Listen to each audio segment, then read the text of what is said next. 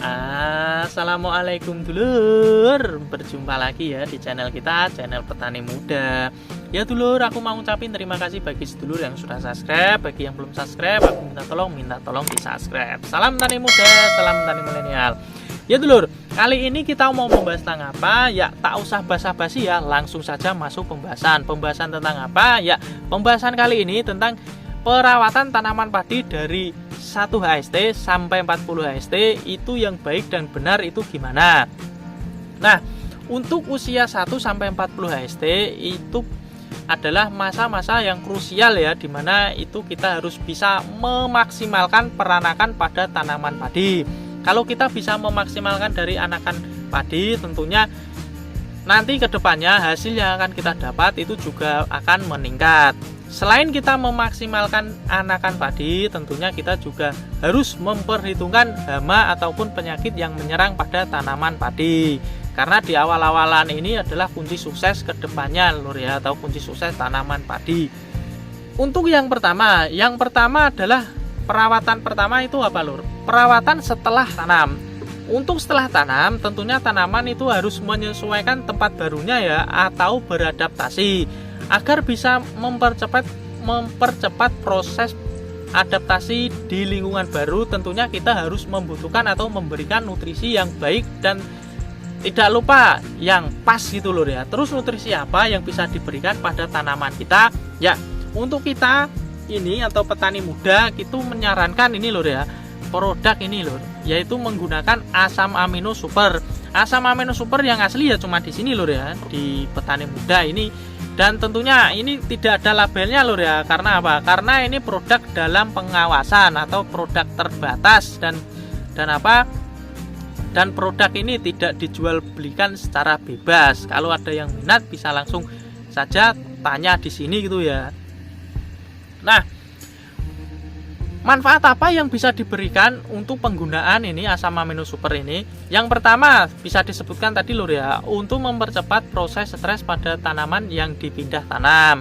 Dan juga nanti kalau tanaman terjadi atau terkena asam-asaman itu juga bisa dikendalikan menggunakan asam amino ini dengan dosis ditambahin.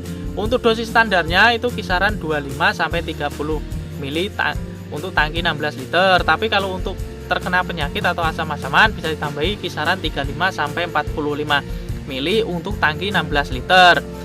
Kalau untuk tanaman yang kuning atau kekurangan nutrisi itu juga bisa menggunakan asam amino super ini, dosisnya ditambahi kisaran 30 sampai 35 mili untuk tangki 16 liter. Jadi kita cuma memainkan dosis asam amino super ini lur ya. Dan ini bisa diaplikasikan itu untuk usia berapa? Ya, bisa dimulai dari usia 2 HST, terus 7 HST atau 9 HST, terus 16 HST, terus 23. Yang penting itu rutin lur ya aplikasinya, yaitu adalah 7 sampai 10 hari sekali aplikasi. Karena untuk apa? Ya, untuk menyuplai nutrisi untuk kebutuhan tanaman secara kontinu gitu lur ya, tidak terputus gitu. Selain dari nutrisi tabur atau pupuk taburnya. Dan tidak kalah pentingnya di sini adalah hama atau serangan hewan ya, atau serangga gitu lur ya. Yang pertama adalah serangan yang bisa mengakibatkan gagal itu apa? Yaitu adalah keong. Karena apa? Karena keong kalau di awal tanam tidak ditanggulangi dengan baik, itu satu lahan semua itu bisa digigit atau dimakan semua gitu lur ya. Dan nanti akibatnya apa? Ya harus mengulangin kembali tanamnya lur ya. Ya. Terus gimana cara kita untuk menanggulangi dari hama keong?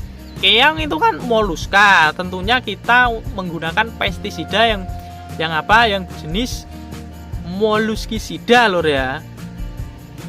Terus bisa menggunakan apa? Ya bisa menggunakan banyak lur ya merek dagang dengan bahan aktif moluskisida ya. Terserah lur mau milih apa itu.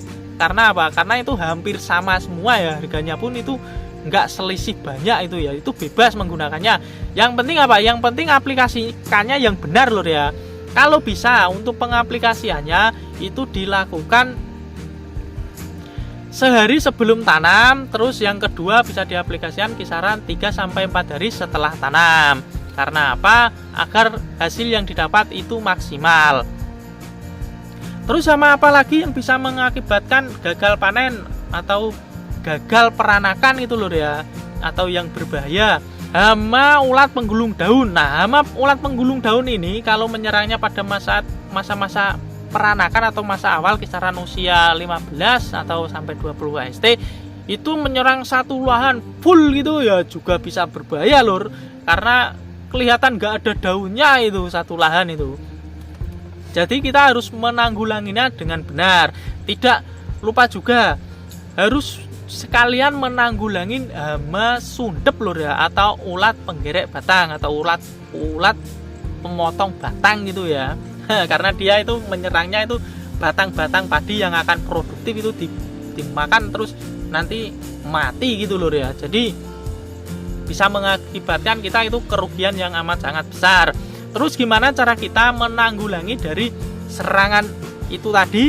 Nah, untuk itu karena itu adalah serangan dari hama atau keluarga insek, kita menggunakan pestisida yang berjenis insektisida. Terus apa inseknya?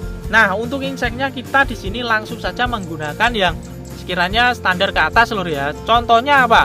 Contohnya seperti ini, kita bisa menggunakan Incipio, terus bisa menggunakan Prevaton, bisa menggunakan Saporo, bisa menggunakan Virtaco, dan lain sebagainya lur ya. Dan penggunaannya pun ini kalau kita melakukan trik pencegahan sebelum penanganan, itu kita bisa mengirit lur ya, dosisnya juga bisa dimainkan. Untuk dosisnya kita mengaplikasikannya kisaran 10 mili lur untuk tangki 16 liter, karena dosis awal atau dosis standarnya kan ini 20 mili untuk tangki 16 liter. Tapi karena kita melakukan pencegahan ya, kita dosisnya separuh dari dosis standar. Dan diaplikasikan di usia berapa? Diaplikasikan di usia 15 sampai 20 HST, dan yang kedua diaplikasikan 35 HST sampai 40 HST. Terus penyakit apa lagi yang bisa menyerang tanaman padi di usia 1 sampai 40 HST? Itu adalah penyakit jamur ataupun bakteri lur ya.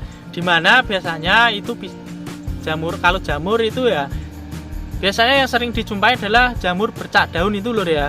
Terus gimana cara kita menangani itu jamur itu atau serangan dari bakteri? Untuk bakteri biasanya adalah HBD lur ya, atau hawar daun bakteri yang menyerang pada daun-daun yang nanti kuning terus kering terus menjalar ke pangkal, dan pangkalnya akan mengering kalau tidak ditanggulangi dengan cepat.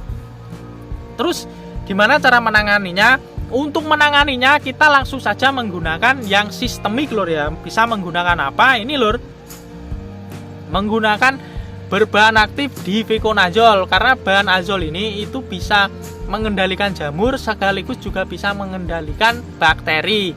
Walaupun tidak bisa 100% mengendalikan bakteri, tapi kalau kita menerapkan sistem pencegahan sebelum penanganan ya nanti bisa terkendali dengan baik. Walaupun nanti masih ada 1-2 ya, itu tidak masalah.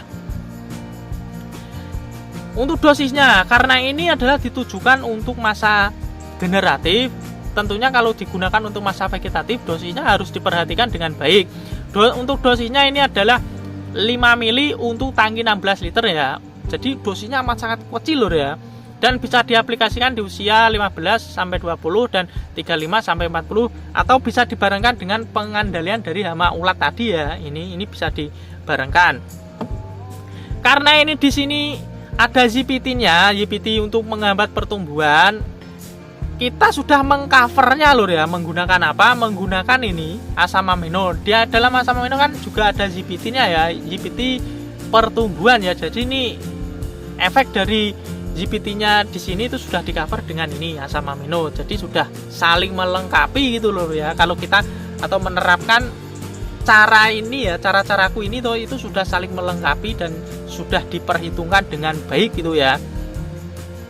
Nah, itu tadi loh ya perawatan kita dari usia 1 sampai 40 HST. Bagi sedulur yang masih belum jelas atau pengen bertanya, bisa tanyakan langsung di kolom komentar, dan tidak lupa tinggalin like dan subscribe-nya lur. Salam tani muda, salam tani milenial. Assalamualaikum.